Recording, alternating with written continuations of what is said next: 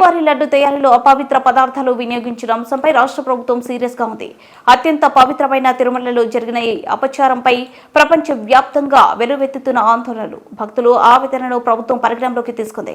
గత ప్రభుత్వ హయాంలో తిరుమల లడ్డు తయారీలో నాణ్యత రూపాలు, అపవిత్ర పదార్థాల వాడకంపై సీఎం చంద్రబాబు సచివాలయంలో ఉన్నత స్థాయి సమీక్ష నిర్వహించారు. ఏపీ ప్రభుత్వ ప్రధాన కార్యదర్శి నీరబ్ కుమార్ ప్రసాద్, మంత్రులు ఆనం రామనారాయణ రెడ్డి, నిమ్మల రామనాయుడు అనగానే సత్యప్రసాద్, కొల్లు రవీంద్ర, కొలుసు పార్థి సారథితో పాటు ఉన్నత అధికారులతో తిరుమల అంశంపై సీఎం సమీక్షించారు.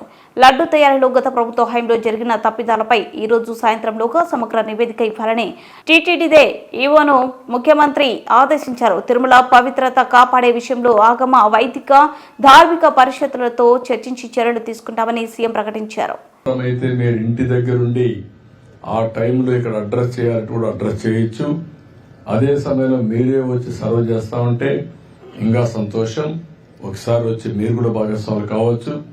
నేను ఒకటే ఆలోచిస్తున్నా, ఈ అన్నా క్యాంటీన్ల ద్వారా సేవా కార్యక్రమాలకు శ్రీకారం చుట్టాలని, సేవా భావానికి ప్రేరణ తేవాలని చెప్పేది నా ఉద్దేశం. ప్రతి ఒక్క వ్యక్తి మనం ఆలోచించుకోవాల్సింది, మనం డబ్బులు సంపాదించడం ఎంత ముఖ్యమో మనకు వచ్చిన డబ్బులు కూడా సద్వినియోగం చేయడం అంతే ముఖ్యం. మీరు సంపాదించిన సంపాదనలో కొంత భాగం సర్వీసు ఖర్చు పెట్టండి. అది మనందరి బాధ్యత. అది చేయగలిగితే ఈ సమాజంలో ఈ పేదరికం గాని, పేదవాళ్ళ సమస్యలు పూర్తిగా పరిష్కారమయ్యే పరిస్థితి వస్తుంది.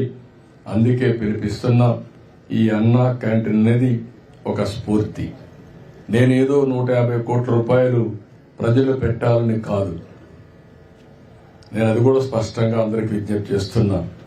150 కోట్ల రూపాయలు ప్రభుత్వం పెడుతుంది, పెట్టే శక్తి ఉంటుంది, అనేక కార్యక్రమాలు పెడుతున్నాం.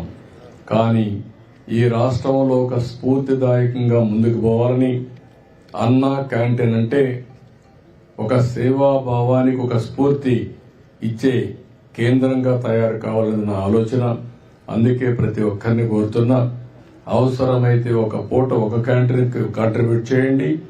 రాష్ట్రం అంతా అవసరమైతే మీరు చేయండి. ఏ విధంగా చేసిన కార్పస్ మీరు డబ్బులు ఇవ్వండి. ఇవన్నీ కూడా మనం పగడ్బందీగా చేద్దాం. ప్రతి ఒక్కసారి ప్రజలకు కూడా గుర్తు చేద్దాం. అవసరమైతే దీని మీద ఒక కాలం కూడా రన్ చేయమంటాం. అన్నా క్యాంటీన్కి ఎవరైతే దాతలు ఇస్తున్నారో కంటిన్యూగా దానికి ఒక కాలం పెట్టి రిలీజ్ చేస్తాం. నేను డబ్బుల కోసం కాదు, ఒక స్ఫూర్తి కోసం, ప్రజలకు కూడా ఒక సేవాభావాన్ని కల్పించడం కోసం ఇవన్నీ చేస్తామని చెప్పి నేను మీకు తెలియజేసుకుంటూ, మీరే చూశారు, క్వాలిటీ ఫుడ్ పెట్టడమే కాదు, న్యూట్రిషియస్ ఫుడ్ పెడుతున్నాం. రెండోది, పరిశుభ్రమైన ప్రాంతంగా తయారు చేశాం. ఎవరు ఇక్కడికి వచ్చినా అక్కడ చూసినప్పుడు దీనిపైన కూడా కావాలని కొంతమంది, కొన్ని మీకు తెలుసు ఈ పార్టీలు ఎట్లున్నాయో ఈ రాష్ట్రంలో, నేను ఎప్పుడూ చూడలే ఇలాంటి పార్టీని. 40 సంవత్సరాల నా రాజకీయ జీవితంలో ఇలాంటి కరుడు గట్టిన నేరస్తులందరూ కలిసి ఏమేం చేస్తున్నారో మీరే చూస్తున్నారు. కనీసం ఒకరికి భోజనం పెట్టలేరు, కానీ భోజనం పెట్టేవాళ్ళు కూడా అక్షయ పాత్ర లాంటి పవిత్రమైన సంస్థని అపహాస్యం చేసే పరిస్థితికి వస్తున్నారు.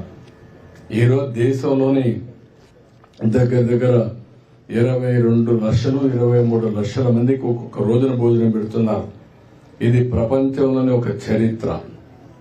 ఇన్ని క్యాంటీన్లు పెట్టి ఇన్ని లక్షల మందికి ప్రతి పూట భోజనం పెట్టి ఏకైక వ్యవస్థ అక్షయ పాత్ర.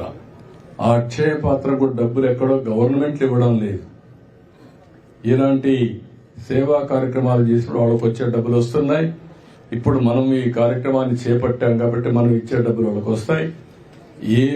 ఎలాంటి లాభాల కోసమో డబ్బుల కోసం పనిచేయకుండా సేవాభావంతో పనిచేసే వ్యవస్థ.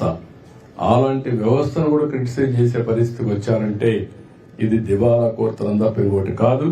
దాన్ని కూడా నేను చాలా తీవ్రంగా ఖండిస్తున్నా, గ్రహిస్తున్నా.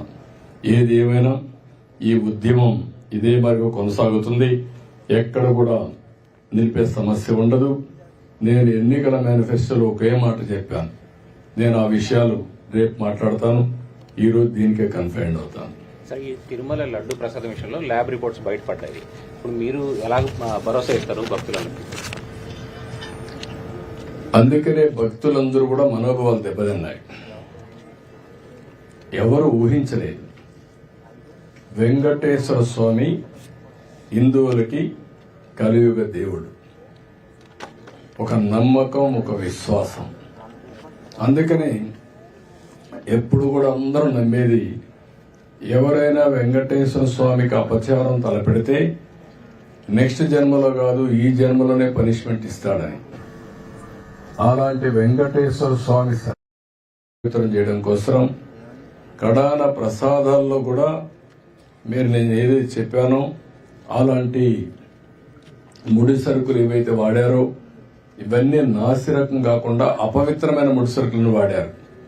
ఆ విషయమే ఈరోజు టీటీడీ కూడా ఎంక్వైరీ చేసినప్పుడు, టెస్టులు చేసినప్పుడు బయటపడిన వాస్తవాలివి. ఇలాంటి దుర్మార్గుల్ని ఏం చేయాలో నాకైతే అర్థం కావడం లేదు. ఓసారి బాధ, ఆవేదన ఉంటుంది. కక్కుర్తికి కూడా అద్దులుంటాయి.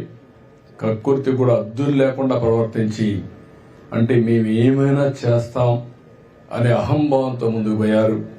అందువల్లనే ఇలాంటి సమస్యలన్నీ వచ్చాయి. ఇక్కడే కాకుండా మీరు చూశారు తిరుమల పైన ఎంత మొత్తం శానిటేషన్ దెబ్బతీశారు, ప్రసాదాలు దెబ్బతీశారు, అన్నా క్యాంటీన్ దెబ్బతీశారు. కడాన వెంకటేశ్వర స్వామిని తీసుకుపోయి పెళ్లిళ్ళు పేరంటాలుంటే అక్కడ కూడా ఊరేగించే పరిస్థితికి వచ్చారు. నేను ఆ రోజు కూడా తప్పు పట్టాను. రాజకీయ ప్రయోజనాల కోసం ఒక వెంకటేశ్వర స్వామిని వాడుకోవడం కరెక్ట్ కాదు. ప్రజలందరూ కూడా, హిందువులందరూ కూడా జీవితంలో ఒక్కసారైనా వెంకటేశ్వర స్వామి దగ్గర రావాలి, దర్శనం చేసుకోవాలి, అదే మరి వారి కోరికలని చెప్పుకోవాలని చెప్పి వస్తారు.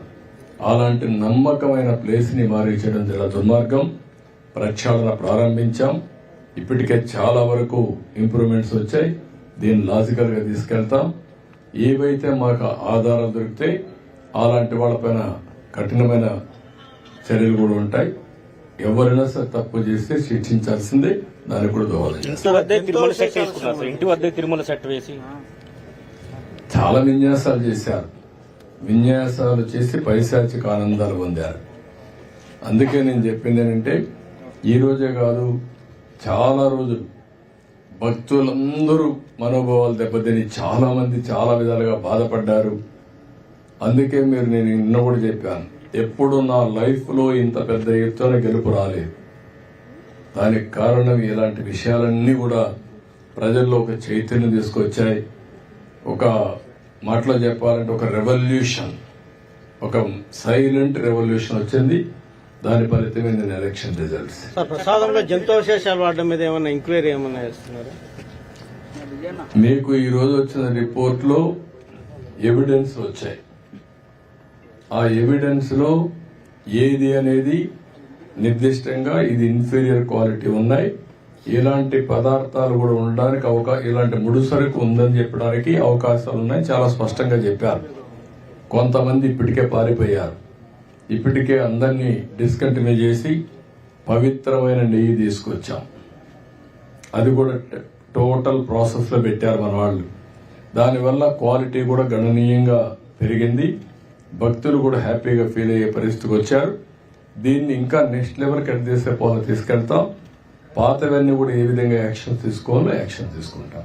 ఎవరు చేశారు, ఏం చేశారు అవన్నీ కూడా యాక్షన్ తీసుకుంటాం. Okay, thank you.